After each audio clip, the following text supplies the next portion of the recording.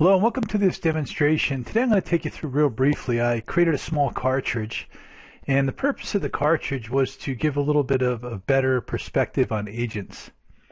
So one of the nice ways, I did a demonstration this week about using Foglight services, and one of the things I mentioned that it was nice to use these services for is to get a perspective on the agent health of the services. So actually see what the health of your monitoring is on all the different components that are contained inside your service. So this is a really good way to do that, is just to group things together. Like for example, in this A1 tier, I have a couple hosts, and then I also have a work group from a .NET environment. And what I can do now is that once I drop these in, you'll see if I go over the agents, it'll show you all the related hosts for the .NET counters, and also the two hosts, the monitors at SQL and the monitor at Tomcat JBoss. So what I thought I'd do is I'd use some of this same constructs here and just go a step further. So I created this cartridge that I'm going to make available after this video called CSM Agent Health. And I'm going to just show you a couple quick features of that. So the first is an agent report with no applications. So if I click on this, it's going to get all of the agent reports out of here.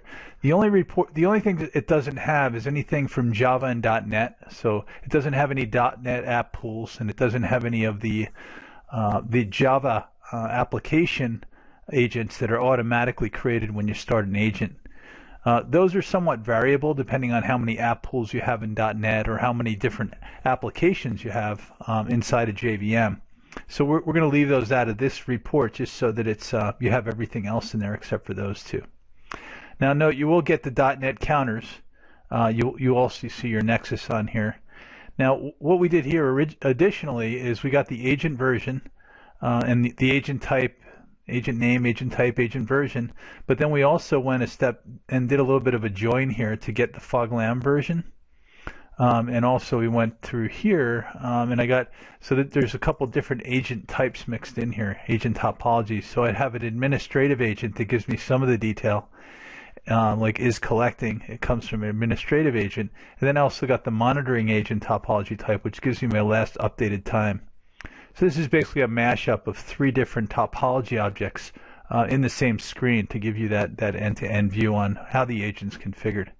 The nice thing about this one is to go ahead and export it to Excel, and then you can do a lot of different things with it in terms of auditing and seeing what's running and monitoring the health and so on.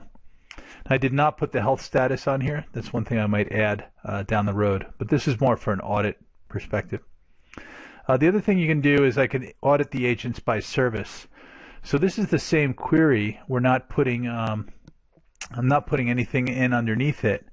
But I built a tree table here instead of just the regular table, and the one additional field I added was also the CPU counts on the servers. So sometimes the agent will give the CPU, and basically this is the core count, and if it is available, I will get them. For some reason on the .NET counters agents, we don't get the core counts on those. So this one works. You'll notice here that my agent is on the same one as my FogLam hostname. So actually, so they're both local agents. Now, if they're a remote monitor, I haven't done any testing to see if this is a remote FogLam that's monitoring a different host. Maybe that CPU count might be off. So it's something I haven't validated yet. Okay, that's about it for this report. Now, what I can do here is this is breaking it down by services. So if I pick the top services, like tier A1 doesn't have any services underneath it, or tier A2 doesn't have any services underneath it. So what this is doing is it's looking for these different services, the child services of application servers, for example, and then it would list all the agents underneath those child services. Yeah, so the only one I really have that has child services built into it is the PTE.NET tiers. So once I add a top level service here that has child services underneath, that's where it groups the agents into those buckets. So this is basically the same thing that you see on the other view, except like I said, we're mashing three data sets here to get you a couple different perspectives, about the agent. Okay, the last one here is sometimes on these, especially the .NET app pools, it gets a bit difficult to manage these. So I added one of the management functions here. So regardless of the state of these, what I can do is I can select these and I can delete these agents, and that'll let you clean the app pool agents up. A lot of times we get these orphaned agents in 5.6.11. It doesn't seem like as bad of a problem once you get up to the 5.7 FMS. But once you delete these agents, and if I go back and that app pool has data in it again, it's going to recreate the agents.